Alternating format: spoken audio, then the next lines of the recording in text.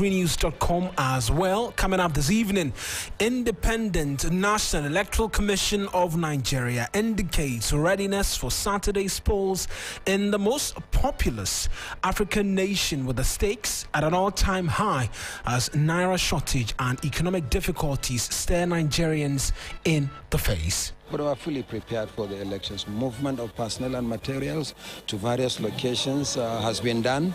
And so we are good to go. As far as INEC is concerned, we are ready for tomorrow. We're live in the capital Abuja, where colleague Komla Kluche is following proceedings on your election.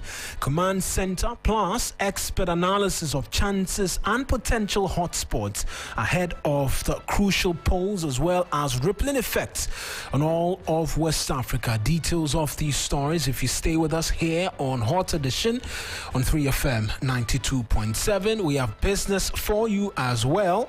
And holders of new government bonds struggle to get buyers after first week of trading. We'll tell you why shortly.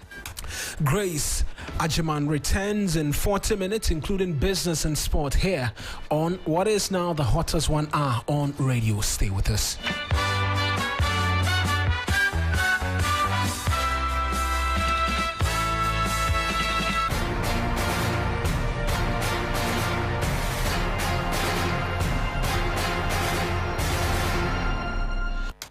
A pleasure that you could be a part of this evening's bulletin. Find us on Facebook, where the bulletin is streaming. Our handles 3FM 927, on Twitter as well, 3FM 927, as well as on YouTube. Send us a message on all of those streaming sites as well. I'll give you a WhatsApp number shortly, where you could send messages to us this evening and be a part of the conversation. We're starting this evening's bulletin out of Ghana and in Nigeria, to be specific, because the Independent National Electoral Commission says that we are fully prepared for the elections.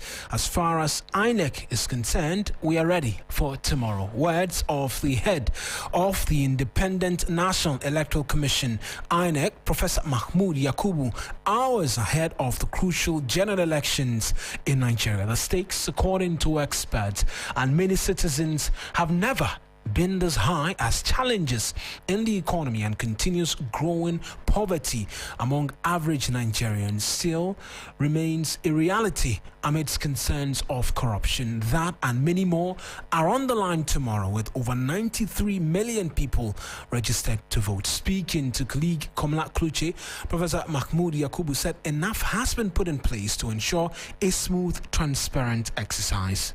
Good afternoon, Prof. Komla from TV3. We've done this before the last time. Yes. I remember in 2019. Absolutely. You are the one who led me somewhere. That was a brilliant interview. I'm very well. Thank you. Well, election is a multi-stakeholder activity. But as far as our preparations are concerned, we are fully ready for the election tomorrow. Nigeria is huge, and the challenge of organizing elections in Nigeria is equally enormous. Let me give you an idea. With 93 million registered voters, we have 16.7 million more voters in Nigeria than the other 14 countries in our sub-region, West Africa, put together. So each time Nigerians go to the polls, it's like the whole of West Africa and beyond holding elections. But we are fully prepared for the elections. Movement of personnel and materials to various locations has been done. And so we are good to go. As far as INEC is concerned, we are ready for tomorrow. Are you worried about voter apathy, the issue of Naira? You responded to me there a short while ago that you have had at least what you require from the central bank for you to do the cash transactions, but then there are many people out there on the street who say they are unable to have money, especially cash, to travel out to go vote. Are you afraid, or do you have concerns regarding voter apathy because people may not be able to have money to go and vote? Two things. The first one is the level of collection of the voters' cards is simply unprecedented. Over 93% of the voters' cards have already been collected, meaning that there is enthusiasm on the part of Nigerians to vote. There is also an equal determination on the part of the Commission to ensure that the votes count. Secondly, the polling units are not far removed from the places of domicile of citizens. So they may not require, in most cases, a means of transportation to get to the polling units. But as you probably know, in Nigeria, during elections, there is restriction of movement anyway. So in terms of low voter turnout, I don't see the prospect of the current situation affecting voter turnout, because in any case, as I said, the polling units are not far removed from people's places of domicile. So in most cases, they're actually within walking distance. Finally, from me, security concerns, especially also the safety of your men on the ground. The IG has been speaking over 400,000 security men would be on the ground to ensure a successful election. Are you satisfied enough with the assurance the head of the Nigerian police force has given you regarding safety of your men on the ground? Well, we are, but ultimately, you know, it is in the hands of citizens. And the enthusiasm we see on the part of citizens means that they will also do a little bit of citizens' mandate protection. Yes, we are encouraged by the assurances we receive from the security agencies. And one way to confirm the assurances we received is that there hasn't been a single incident since we started moving the sensitive and non-sensitive materials for the election. What I see and what I feel is Nigerians eager to vote, and our commitment on the part of the Electoral Commission to ensure that their votes count. Thank you very much. Professor Mahmoud Yakubu is the chairman of INEC. We'll do this again when counting is done, but then the assurance from him is that, well, they are quite ready. They are very ready to ensure that the elections are held free and fair, and that there is sanctity of the process, and also Nigerians can have results in real time as they have always desired. That's Komla Kluche. He is our colleague in Nigeria. He'll join us pretty shortly with some more from the capital, Abuja, as few hours the countdown continues for this big elections for Nigeria. And just running you by the numbers, as was disclosed by Professor Mahmoud, over 93 million people registered and waiting to be a part of the electoral process. He says that they are ready, they've transported electoral materials, and that as far as the Independent National Electoral Commission is concerned, they are ready to ensure a smooth, transparent process. Komla Kluche is my colleague in Abuja. He'll join us on Zoom pretty shortly, but he as well engaged Professor Kwesi Enim. He has led a delegation from the Kofi Annan International Peacekeeping and Training Center to Nigeria, and he spoke as well ahead of the elections and what to expect. And the concerns amongst many from Professor Kwesi Enim is that the shortage of the Naira could pose a security threat that needs handling. Important country is the absolute hegemon of West Africa and a superpower on this continent. And therefore, it is our responsibility and our duty to use that knowledge that we have in supporting our partners in Nigeria, in ensuring that this election is as successful as possible. One issue that would not go spoken about is the issue of security. We've also had the economic effect, where the issue of the Naira has come is the major topic in Nigeria today, and many have even said that because of the scarcity of the Naira, some people may not be able to go. Voter apathy may set in. For you, what should be the approach? Almost everything at all can be a security concern, but let me make this very clear.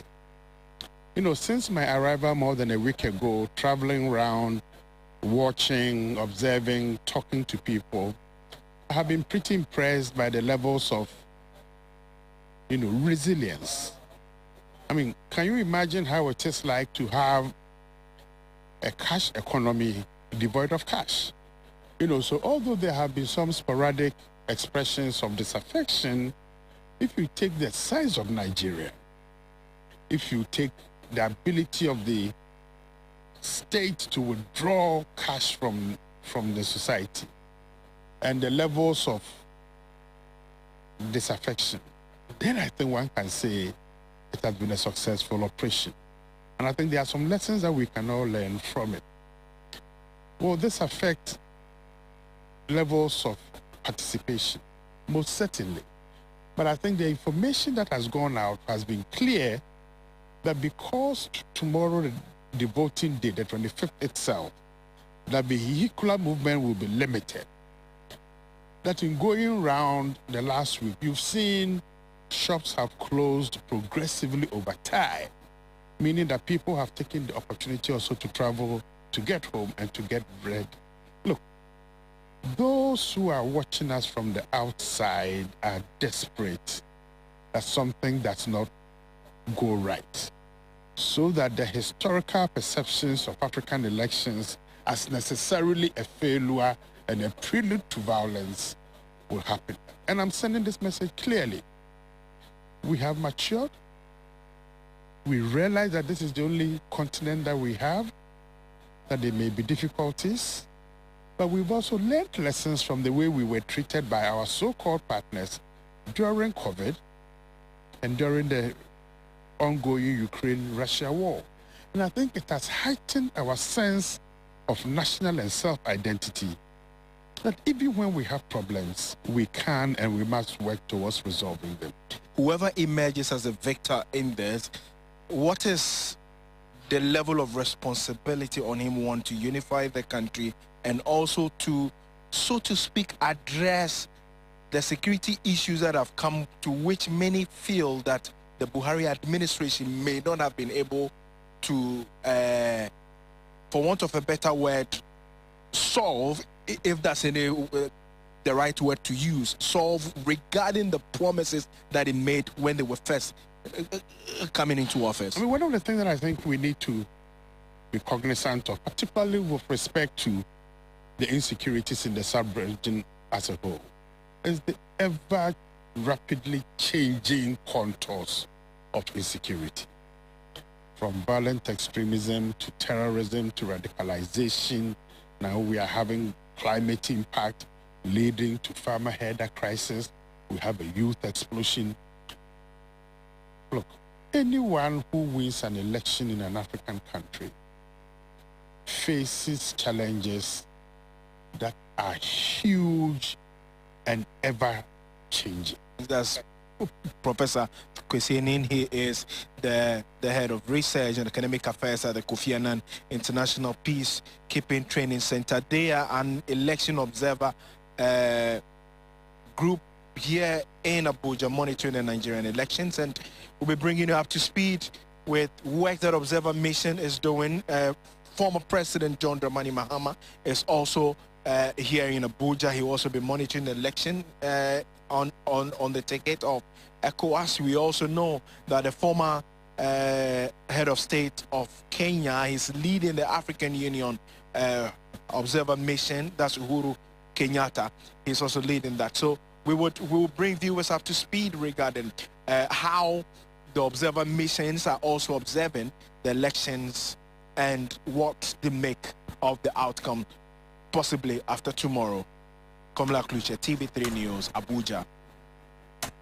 So that's Komla Kluche, my colleague in Abuja currently. We're going on to Zoom now because he's joining us via Zoom, and also we'll speak to Dipo Oyewole. He's a strategy consultant and a public affairs analyst in Nigeria, who will bring us some expert opinions as well, with an elections that has rippling effect on all of us here in West Africa. 93 million registered voters with over 200 million population. The outcome as to what happens in Nigeria would be telling on us here in Ghana. We can go on to Zoom now, speak to Dipo Oyewole. He's joined us via Zoom. Many thanks, sir, for joining us via Zoom. So quite huge stakes tomorrow. The concerns really are whether people will turn up to vote, with the concerns of the Naira shortage. The boss of the Independent National Electoral Commission, Professor Mahmoud Yakubu, says that should not be a problem. But from where you sit and observing things, could that be a challenge?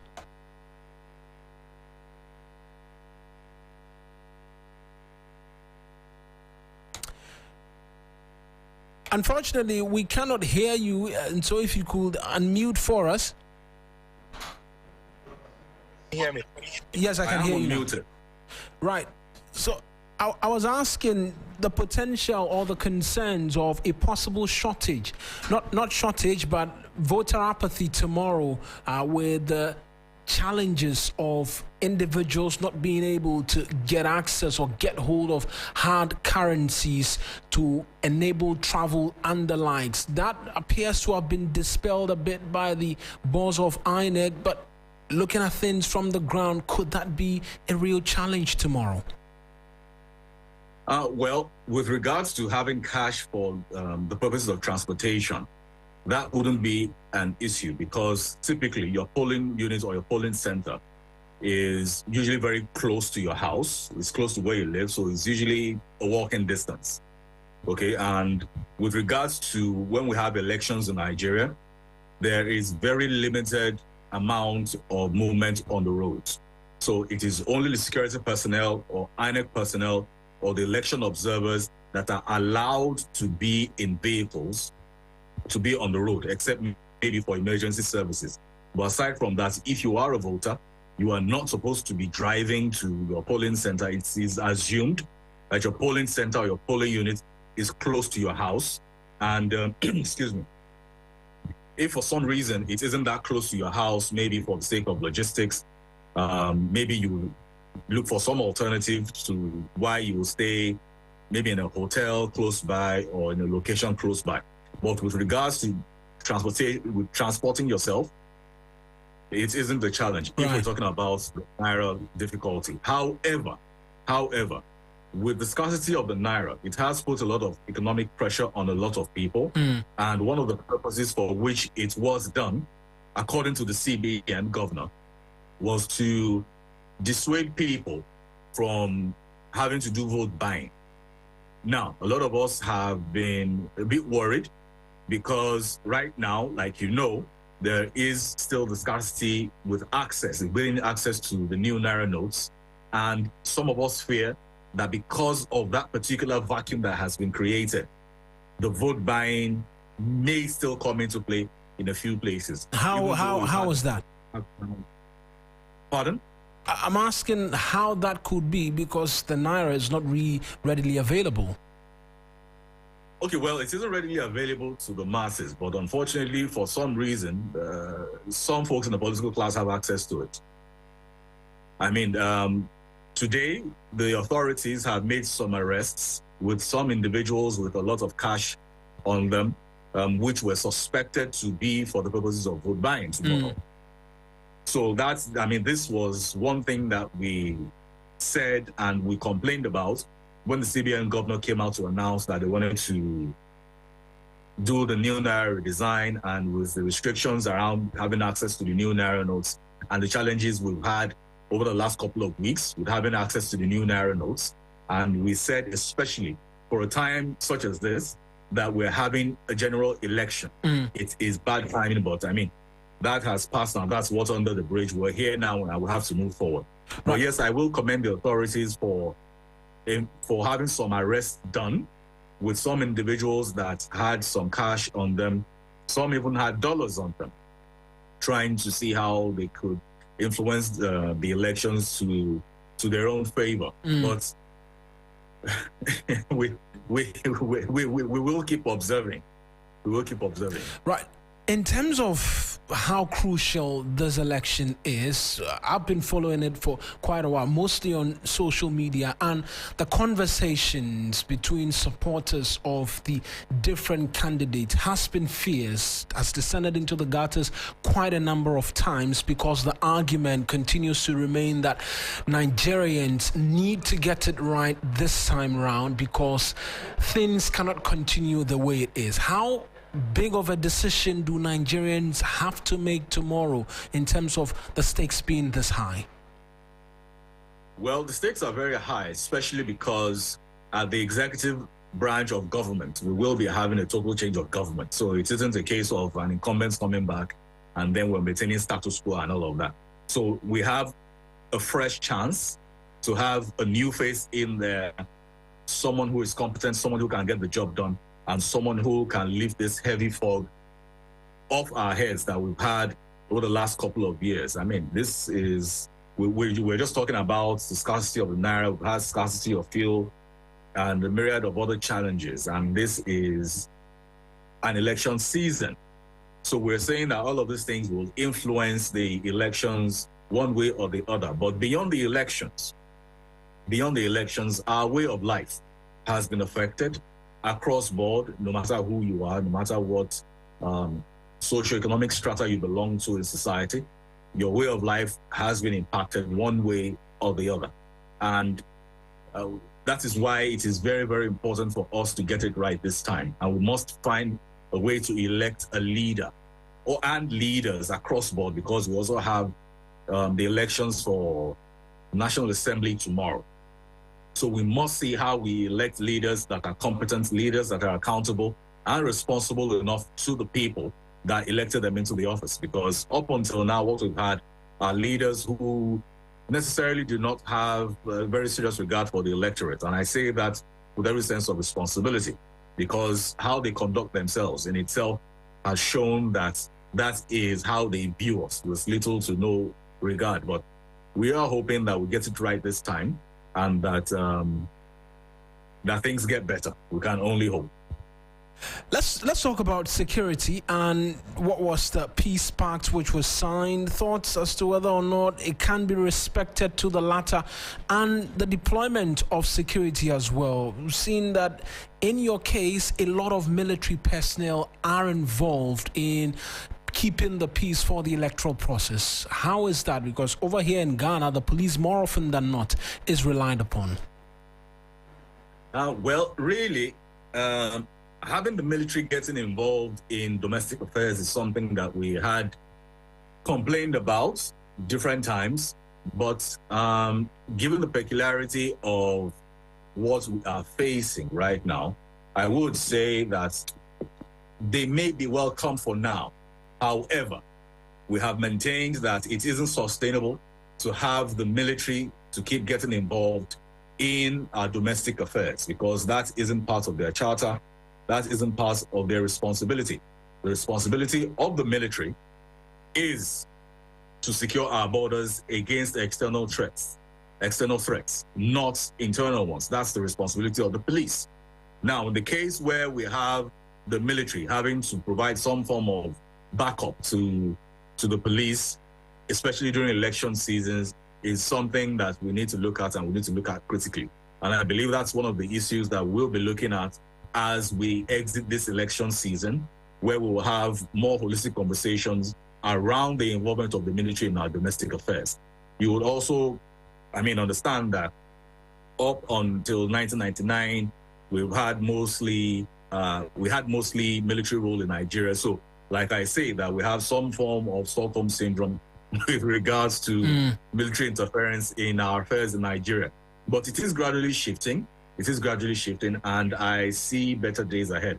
But this is a critical conversation that we need to have once we exit this particular election season, how the military will not be involved at all in our domestic affairs and leaving everything to the purview of the police.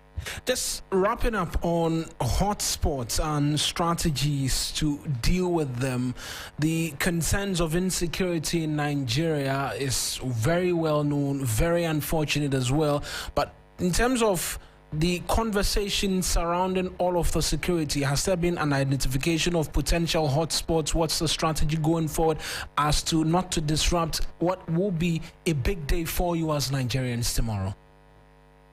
Well, the security agents have been having various demonstrations for a couple of days now, which has been sending some signal to mischief makers or those that hope to cause any form of trouble or disturbance with the elections of tomorrow and the other one that will happen on March 11th, saying that they are ready and they will deal with anyone that thinks that they want to disrupt the elections, and which is also part of why the military has been called upon to help the police see that things are done in an orderly fashion. So yes, I believe that with regards to security, the security forces, they are at the top of their game. They have been duly briefed They have had various briefings with INEC officials, observers, and other sister organizations that are involved in the election process with regards to the current election cycle that we're in right now.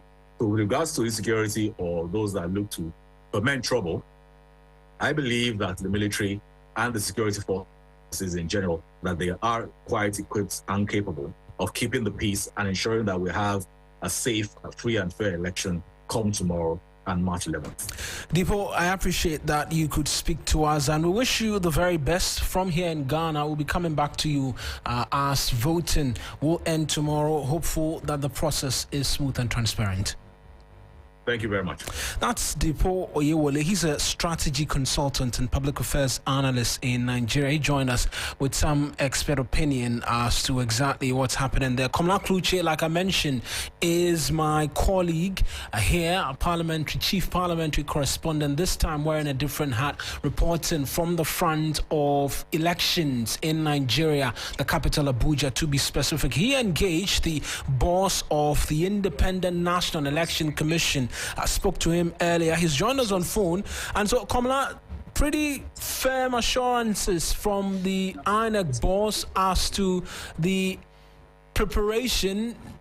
Is that the feeling across the country since you arrived? And Komla is joining us via Zoom, by the way. Yes, that is the feeling that we get from the INEC boss, and not just him, but also the IGP has been speaking as well.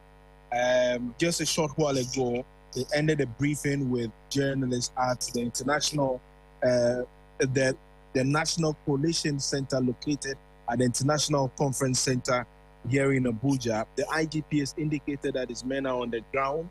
They are deploying over 426,000 security personnel for this particular assignment, and that they are poised to ensuring that everybody goes about their duties and that there will be no hitches here and there. In fact, most of the questions people asked, especially journalists, had to do with safety and security of staff of INEC, to which I also asked Professor Yakubu about it.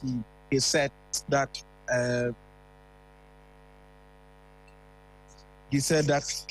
he was very mindful of the fact that, yes, of course, his men need to be security conscious, but the assurance being given to him by the IGP, they are strictly going there to ensure that the voting is done. I mean, they've spoken to their people and have given them the firm assurance and the backing that they are just there to do their work as an independent body, and that they should not be involved in any politicking of the sort or anything. But then, what is important as far as they are concerned is the fact that, yes, indeed, they would carry out their duties, and Nigerians at the end of the day would receive the results that they desire. And in fact, he also goes to make the point that they are doing everything for Nigerians to receive their results tomorrow on real time, and he is hopeful that,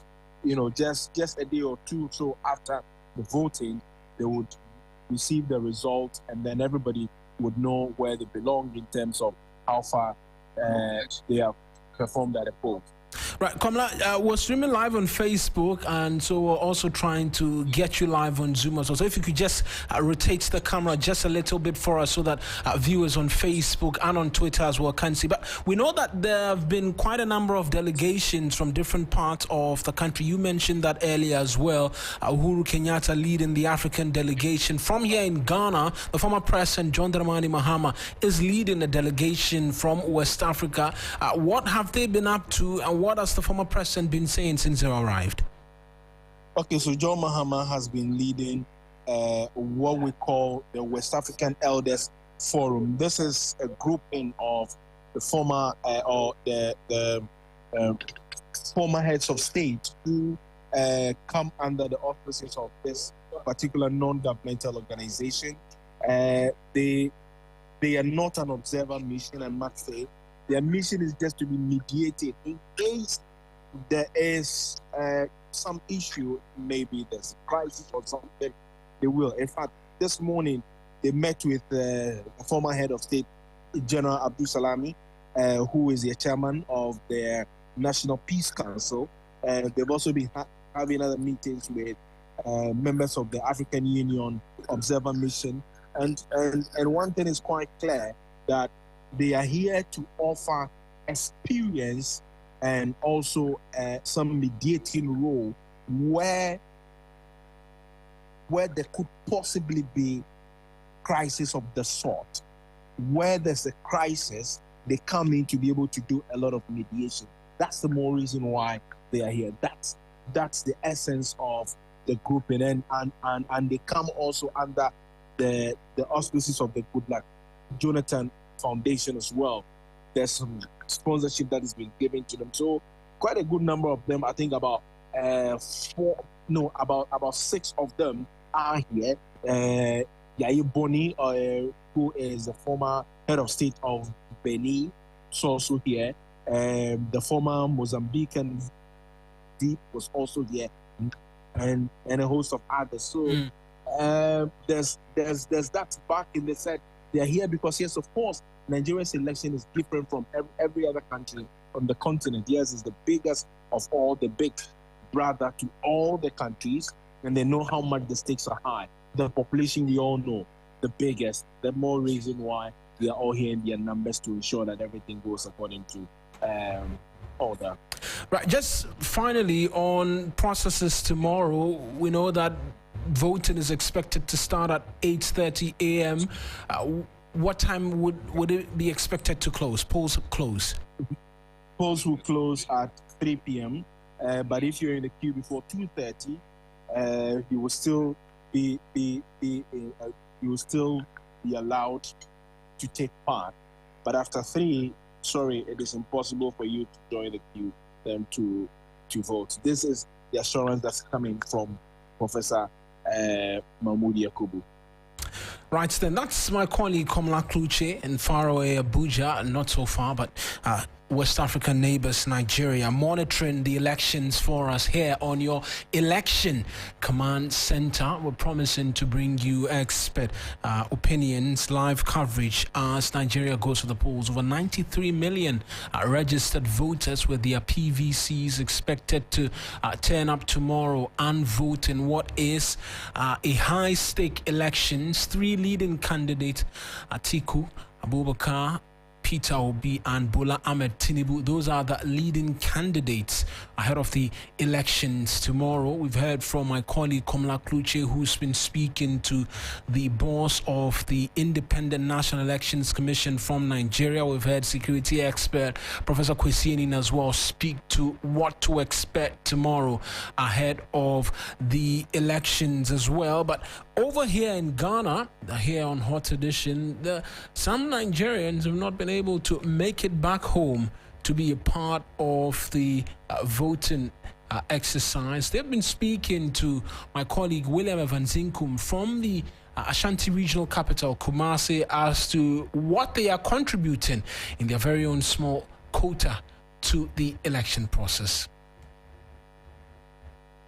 To cast their votes, few who are left behind are also keenly following events in faraway Nigeria. Whatever happens there means a lot to them. Even though they are applying their own trade here, the major interest is what happens to the future political administration of their beloved country. 2 years ago, Ikena and Tony traveled to Ghana to seek greener pastures. In the business heart of Kumasi, both fixed second-hand ladies' handbag for a living. Saturday, February 25, over 90 million Nigerian electorates will go to the polls. They will miss the opportunity to cast their votes and decide who leads the federal states. Because of the situation of the country, everything is very hard, so can't afford the traveling issue. However, they are making their presence felt miles away through social media. I've been, canvassing for my preferred candidates on my platform, on my Facebook and on my WhatsApp status. Yeah, so that's the best I can do. So that's what I'm doing right now. Chief Kizito, the leader of the Nigerian community in the Ashanti region, described Saturday's election as an opportunity for the Nigerian people to change the course of their ailing economy. I'm praying that God will give us wisdom to vote wisely so that we will get a better leader. Because sometimes when I look at what's happening in Nigeria, I'm just seeing it as, some of our elites are so selfish. That is the reason why things are like this. But at least if we can think twice, we know the right place to go. Even though they are miles away from Nigeria, they are still following keenly and participating actively in the elections. And they are doing that through social media. William Evans Inkum, Kumasi. That's my colleague William Evans Inkum from the Ashanti Regional Capital, Kumasi, and you're still here on Hot Edition on 3FM 92.7. Send us a WhatsApp message, WhatsApp line 055-005-2927. That's the line to which you can send a WhatsApp message. We've been heavy on Nigeria this evening for you as it's the biggest elections in the sub-region and on the African continent as a whole. Really, Nigerians turn up to vote massively tomorrow. 93 million population. Let us know what you think on Facebook as well. Streaming live, our handles 3FM 927, and on Twitter as well. Same handles 3FM 927. You can tweet at us with the hashtag Hot Edition or at my personal Twitter handle at Mawuena Egbeta. But the WhatsApp line is 055-005-2927. 055-005-2927. Let us know what you make of the elections in Nigeria. If you're a Nigerian in Ghana who cannot make it to be a part of the process tomorrow, share with us expectations ahead tomorrow, and if you can, who you're expecting to emerge victorious in the electoral process. But we'll switch our attentions as we get ready for the very latest from the world of business. And over here in Ghana, it's quite the same electioneering season, but within the quarters of the opposition National Democratic Congress. And here on Your Election Command Center, we'll continue to bring you exclusive details, up-to-the-minute speed broadcasts as to exactly what happens. And in the Ashanti region, the women's wing of the party, they've denied claims that its members paid for the nomination forms for former Finance Minister and NDC flag bearer hopeful Dr. Kwabena Dufo. The regional women's organizer of the party, Gloria Huza, is alleged to have claimed that women in the party contributed to buy Dr. Dufour's presidential primary forms on Thursday. But the NDC women's organizers and their deputies from all the 47 constituencies in the region have dismissed the claims. The deputy women's organizer, Phyllis Menu Manesian, addressed a news conference. Yesterday at the national headquarters, when she picked a presidential nomination form for Dr. Kwabena Dufo, Madame Gloria Huze alleged that it is the Ashanti Regional Women's Wing that has contributed money and delegated her to pick a nomination form for Dr. Kwabena Dufo to contest in the upcoming presidential and primaries of the National Democratic Congress. This unfortunate allegation is nothing but wicked lies which intend to create a false impression in the minds of the NDC rank and file. It must be put on record that the position Madame Gloria Huze has taken is an individual position which does not represent the collective preference of the women's wing in the upcoming presidential and primary. In fact, it is a selfish attempt on her part to commodify her position as a leader of the women's wing for personal gains. That's the Deputy Women's Organizer of the NDC in the Ashanti region, Phyllis Minu Manesian. Time for the very latest from the world of business. My colleague Grace Ajiman has joined me in studio with the very latest. Grace, what's in business? Monas, I don't have good news for people who held on to their bonds after the DDEP because the first week of trading in the government's new bonds ended with investors struggling to find buyers. The new bonds, valued at 87.7 billion cedis, were credited to the accounts of investors that participated in the domestic debt exchange program. Many investors were willing to trade their bonds, but their offers failed to attract bids as investor interest shifted toward treasury bills. Kojo Lecha is an investment analyst and has been telling us more. For the new bonds, we're seeing huge chunks being offered on the market, but bids are non-existent. No one is buying it, literally. So constantly we see, market participants showing chunks of the new bonds on offer, but we're not seeing bids, because looking at even where T-bills are traded now, and then you're comparing it to where these new bonds are being offered. It's a no-brainer. Ideally, you should go for T-bills instead of these new bonds. So we haven't seen any purchases yet on the market, but the new bonds are being offered on the market. Bonds just got settled on the 21st. Let's give it some time. 6 months should be enough time to properly gauge where these bonds are going to trade at on the market. So it's too early to tell. It's way too early to tell. To other stories, the fierce mining companies could kick against a proposed 1% tax on their gross production, as that may violate their stability clauses. The tax law, which used to charge 5% on specified industries, have now been expanded to cover a lot more businesses, including the mining sector. Industry associations are already pushing back, arguing the new tax will cripple the already struggling businesses. Tax expert Francis Timor says a lot of negotiation will be required to reach consensus.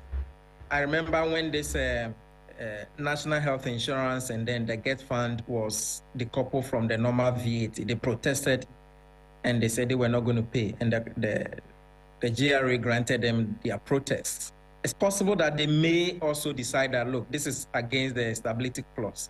But I believe that several engagements might have taken place, and so we may find a way of going around this stability clause and then impose this growth and sustainability, levy. For me, I think that some of them may raise it, but possibly, I don't know the level of engagement that has been done, but possibly the ministry has already engaged them and said, oh, in spite of the stability clause, we want to pass this law for it to go.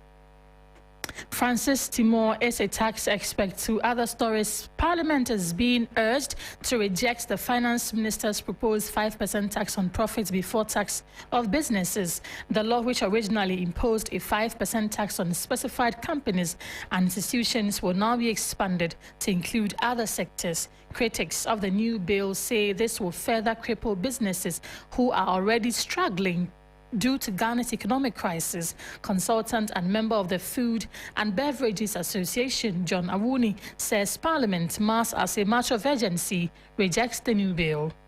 Parliament must reject it, and as a matter of businesses are looking forward to taking various actions to drum home. We are partners, the businesses are partners in development with the government. We are partners in development with the government and are willing to contribute our quota for the economy, for the country to develop. But we cannot do that at the peril of our own lives. If the finance minister is looking for money, additional money to business, then he wants to build the economy for which people to enjoy that economy. For ghosts to enjoy the economy, it's not the same people they are building the economy for. The same people, families are bringing, because families contribute by way of income tax, by way of purchase tax, and you are seeking to take an additional 5% on percent tax or levy on the profit any business will make. Indeed, if only they will make any profit. As we are speaking now, you are also presented in Parliament, before Parliament, 20% excise tax on all fruit juices, like Calipo. So Calipo will no more be a child's drink. Calipo will no more be a drink for the poor. John Awuni is a member of the Food and Beverages Association. Before we go, let's take a look at how the cedi is performing, and the cedi continues to depreciate against major trading currencies, recording 1.25% depreciation against the dollar.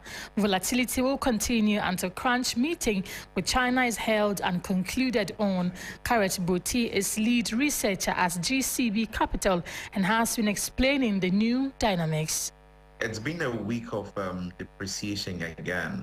We've seen the cedi move from about 12 cedi 95 pesos at the close of last week to about 13 cedi 15 pesos today. Actually, that's about 1.52% depreciation versus the USD on the retail market. The market is news sensitive now, and you will see this kind of volatility for a while until we get clarity with board level approval and actual balance of payment support. We know the DDP is over, but the second leg of the preconditions to get board level approval, government is now working on. The crunch talk with China has been postponed because of some events in China at the moment. And so the engagements are going on with Germany and Southern Paris Club members. And then the China talk will resume. I think it's until that clarity that we'll know when a board level approval is coming in. So in between time, there is still that uncertainty that will drive the market. And I believe this up-down volatility we are seeing will continue until the conclusion to these negotiations.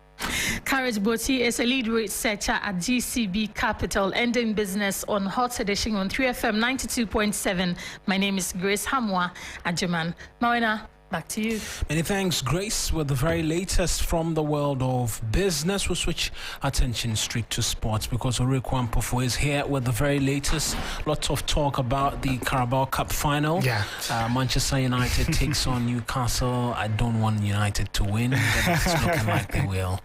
It could be pivotal for them. Almost 6 years without them winning a trophy, and this is the closest I think they've got. I wish it could go on a little longer. It would be extremely painful. Really yeah, but before we come to the Carabao Cup final, let's talk about Christian Atsu, whose tragic passing has hit the whole of Ghana really hard. The Three Sports team continues to celebrate the late Atsu, who tragically passed after an earthquake in Turkey. This time, the team put together an extensive documentary celebrating the life of the former footballer. I've witnessed so many deaths, but I don't know why Christian Atsu some death have actually hit me very, very, very hard. My last conversation with him was the Friday and Saturday prior to his death. And so the next day, that was on Saturday, I did those videos and then the pictures for him. He was particularly concerned about petty offenders being thrown into jail. Someone goes to steal a fowl, someone goes to steal a crate of egg. Or you're good, like or you're impa, or you're some dream impa, on pen of handsome. He was a peaceful person. He cared so much for the poor and needy.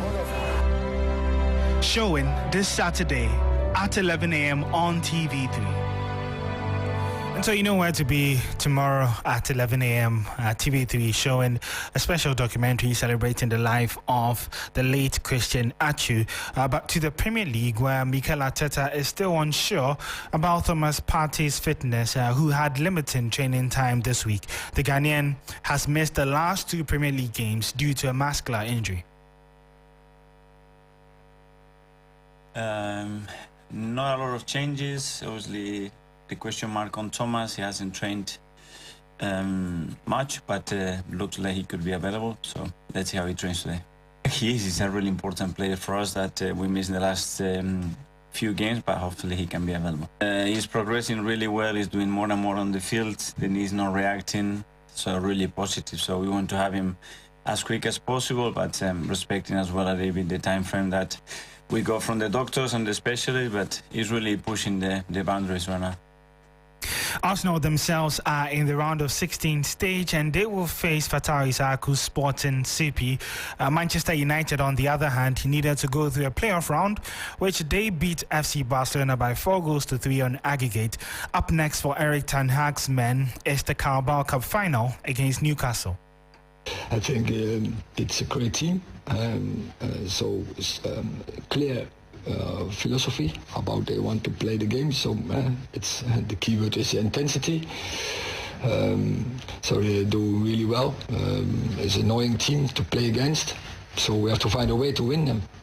Annoying. What, in what way? Yeah, they try to annoy you, and so we have to make sure that we play our game and we focus on our game. Well, Newcastle themselves will be without the reliable Nick Pope, but head coach Eddie Howe believes that the replacements for the goalkeeper are capable. Well, that's exactly why you have a squad of goalkeepers, and to have a goalkeeper of Lloris's experience and Mark's experience, that, you know, they both played a lot of football in their careers, so I've got no doubt about their match fitness, as I said, because of the way that they train. Yes, I've had conversations with both players, and they're in a good place. Him on a regular basis, you know, how is he? How does he feel his training going? Are we giving him everything he needs to be the best that he can be? And he's a very likeable, laid-back character, as I've said. I've got no doubts on his confidence levels. He seems very relaxed and, yeah, excited, as Mark is, about what lays ahead.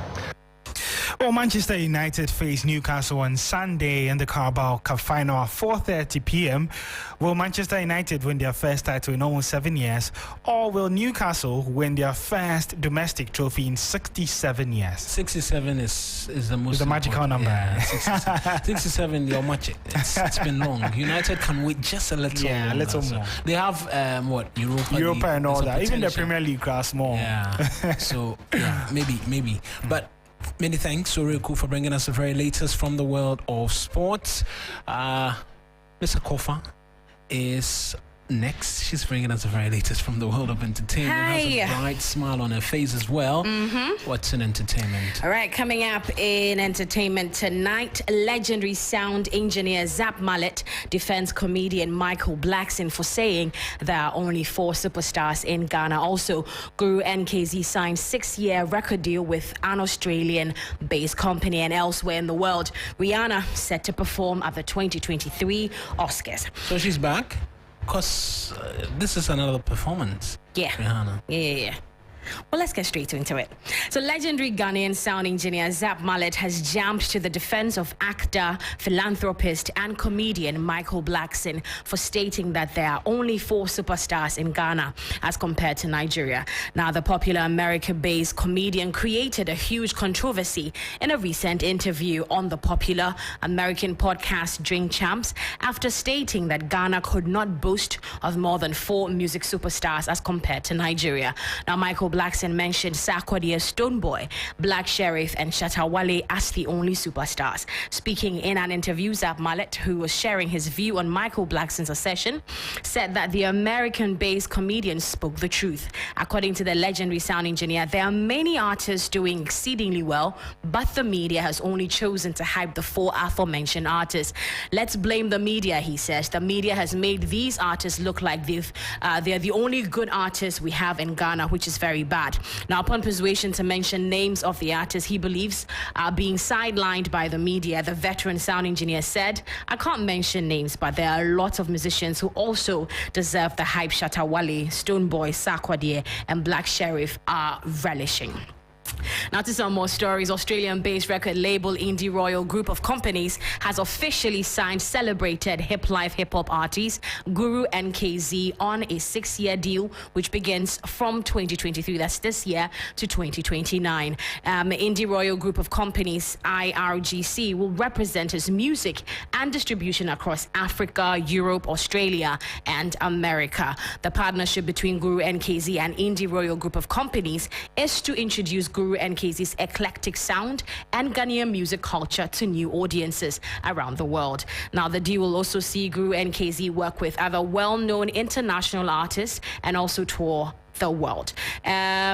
Guru is known for his contemporary hip-life rap style that combines English and Ghanaian languages. I would like to say congratulations to Guru and his team. This is a very big one, so we're hoping to see more from his camp and just to support as we always do. And also in the international space, Rihanna, fresh off her record-breaking 2023 Super Bowl halftime performance, is set to perform Lift Me Up from Marvel's Black Panther Wakanda Forever during the Oscars telecast on March 12th. Lift Me Up was co-written by Rihanna, Thames, Ludwig Göransson, and film's director Ryan Coogler. Now, the ballad is nominated for Best Original Song at this year's Oscars, marking Rihanna's first ever Academy Award nomination. And that's all the entertainment news on Hot Edition. My name is Akofa Mawuena. Back to you. Lift Me Up is actually one of my favorite songs. It is, huh? Yeah, Lots of people love it as well. I love it. Yeah, I think the way they teased it also added onto it, and the whole Chadwick Boseman feel. Playing for an R+.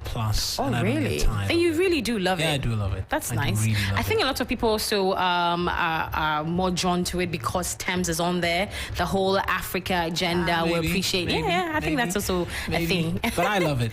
That's Akofa with the very latest from the world of entertainment. We're just going to touch base with former customers of defunct gold dealership firm Men's School who've written to the Attorney General to request information on the assets of embattled Chief Executive of the company, Nanapia Mensah. Frederick Forson has joined us on phone just briefly. So, Mr. Forson, what really are you looking for from the Attorney General in this letter? Just briefly. Okay, thank you very much. You recall that 2022, somewhere August 2nd, we petitioned the Attorney General requesting for certain disclosures under the Right to Information Act 2019. And in that petition, we raised 13-point questions that we wanted response to. Some of them are in respect of the sale of Plan 1 assets and the quantity of goods that were seized from the company way back in 2018 when the company was shut down. And other properties that the court published, that those assets belong to Plan 1, but they are in the custody of the court. And we also heard that some of them have been sold off. So we wanted Attorney General who is investing or who has access to this property and assets to tell us the state of those assets. And after we submitted the letter, you've got a response? Yes, within 1 month, they came back to us, assuring us that they were in the process of compiling those information that we requested for. That was in September 2022. But from that time to date, we have done several follow-ups. And there's been nothing. Still not receiving the required response that we want. Just finally, what will be your next line of action? Should there be no responses? We have given them a reminder, and 7 days from now, if they are not able to give us the responses that we want, we shall resort to the court for the court to compel them to release this information to us. Right then, that's Frederick Forson. He is the PRO of the Coalition of Aggrieved Men's School Customers. We're in with the founder of the Makers House Chapel and host of Command Your Morning here on 3FM, Dr. Michael Buedi Nyamiche, whose church has unveiled a humanities division to support its members and the society at large. The launch took place at the church's premises adjacent to the School of Nuclear and Allied Sciences. And here's the founder of the church and host of Command Your Morning here on 3FM, Dr. Michael Buedi Nyamiche. To us as a church, we believe that church is not supposed to be restricted to the four walls of an auditorium or a church building. Church is actually supposed to be a family. And family people will always have needs, whether they are aging or they are sick or they need any form of help. So we came up with the humanities department of our church to be able to cater for the scholarship needs of our brilliant but needy students. We have been able to do a lot. Currently, those that have graduated in-house, about 6 people. We have others that are not in our church, but we extended help to them. and we have others that are also still in school. So we have the scholarship or Team Edu, the scholarship wing of the church. We also have the health wing of the church that takes care of people. That's the host of Command Your Morning here on 3FM, Dr. Michael Bwidi Nyamiche. Catch him every morning at 5 a.m. here on 3FM 92.7. That's our bulletin this evening here on Hot Edition. A lot more news when you log on to 3news.com. Like I say, every Friday evening. The weekend is here. Do enjoy it as Kukwa is lifting her hands up. She's been doing all the magic on the streams. Producers Napo Ali Fusheni as well, and all of the technical hands. We say many thanks for listening and watching. Do have a good evening.